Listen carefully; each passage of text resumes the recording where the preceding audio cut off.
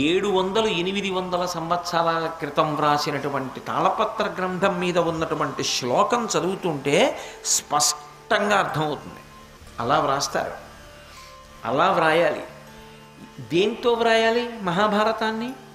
అటువంటి ఘంటం ఎక్కడ దొరుకుతుంది అంటే ఆయన అన్నాడు, ఏనుక్కి అత్యంత ఇష్టమైనది ఏది అంటే తన దంతం. నాకు ఇష్టమైనదైనప్పటికీ కూడా, నా ముఖానికి అందం ఇచ్చేది దంతం అయినప్పటికీ కూడా లోకం కోసం ఒక దంతాన్ని విరిచేస్తాను. దానివల్ల నా ముఖం వికారంగా ఉంటుంది. ఏకదంతం శూర్పకర్ణం గజవక్త్రం మనోహరం అంటాం. ఒక దంతంతో ఉంటే వికారంగా ఉంటుంది.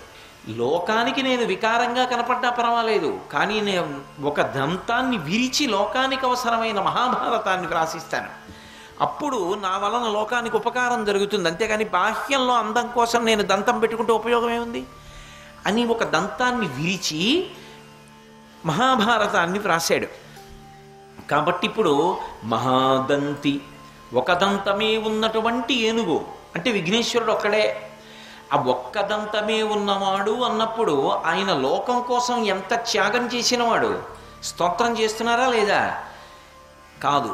ఇందులో ఇంకొక పెద్ద రహస్యం ఉంది. శంకరాచార్యుల వారు ఏదైనా అన్నారంటే ఉత్తినే అనరు. ఆయన ఏదైనా మాట అన్నారు అంటే అందులో ఎన్నో విషయాలు దాస్తారు.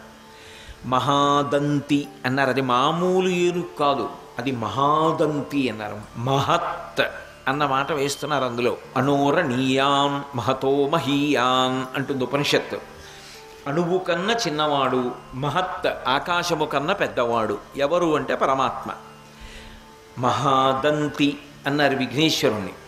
విఘ్నేశ్వరుడికి ఒక పక్కకు వచ్చి మీరు చూశారనుకోండి, ఇటు నిలబడి ఇటు దంతం ఉండదు. ఏదో కొన్ని ఇటు అనుకోండి, ఇటువైపు దంతం ఉండదు, ఎందుకంటే విరిచేశాడు.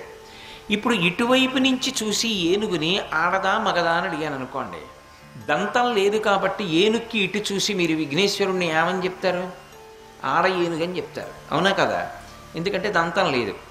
మిమ్మల్ని ఏనుగు వెనక వైపు నుంచి తీసుకొచ్చి నేను నించోపెట్టి, లేకపోతే ప్రదక్షిణంగా ఇలా ముందు నుంచి తీసుకొచ్చి ఇటుపక్క నించోపెట్టి, ఇప్పుడు మగ ఏనుగా ఆడ ఏనుగా అని అడిగాను అనుకోండి, ఇటు దంతం ఉంటుంది. అప్పుడు మీరేమంటారు? మగ ఏనుగు అంటారు. ఆడ ఏనుగైతే దంతాలు ఉండకూడదు, మగ ఏనుగైతే దంతాలు ఉండాలి. దంతాలున్నాయందామా ఒక దంతమే ఉంది, దంతాలు లేవందామా ఒక దంతం లేదు. కాబట్టి ఇప్పుడు అసలు ఆడ మగ విఘ్నేశ్వరుడు అంటే నేను ఒక ప్రశ్న వేస్తాను, చెప్పండి. ఆయన తండ్రి గారు పరమశివుడు ఆడ మగ?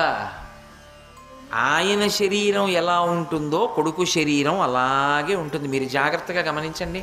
పరమశివుడు అర్ధనారీశ్వర స్వరూపంలో ఉంటాడు. ఆయనకి ఎడం వైపు పార్వతీదేవి ఉంటుంది, కుడివైపు పురుషస్వరూపంగా పరమశివుడు ఉంటాడు. అందుకే కుడివైపంతా పురుషస్వరూపం, ఎడమవైపంతా అమ్మవారు ఉంటుంది. అర్ధనారీశ్వర స్తోత్రం అని శంకరాచార్యులు వారు చేశారు. ఇటువైపు నుంచి చూస్తే అమ్మవారు, ఇటువైపు చూస్తే పరమశివుడు.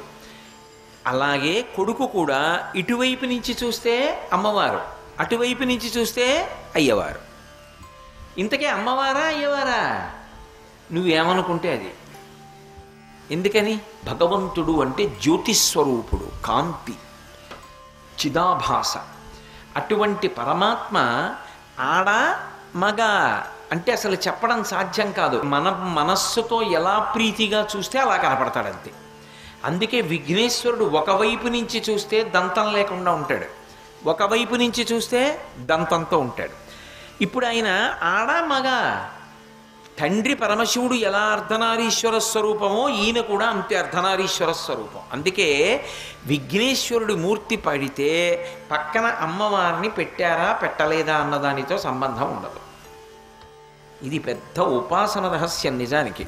మూషిక వాహన మునిజన భావన నీ పదమే శరణు, నీ పదమే శరణు.